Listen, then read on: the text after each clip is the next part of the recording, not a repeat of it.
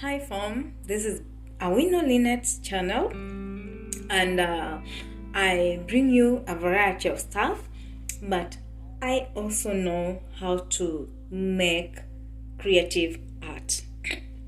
Like, this is a flower that I made on my own, do it by myself, and then I just got a glass, I put in black sand, and I made a nice ribbon on it to make it look nice.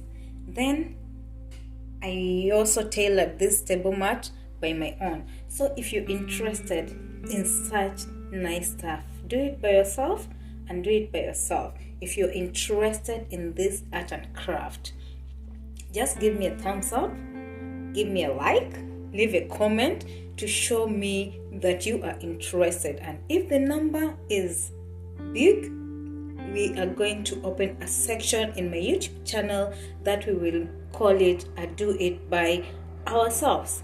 Thank you so much, and keep on watching all my YouTube videos, and always stay tuned for more and more nice stuff. Welcome once again, and welcome all. Thank you.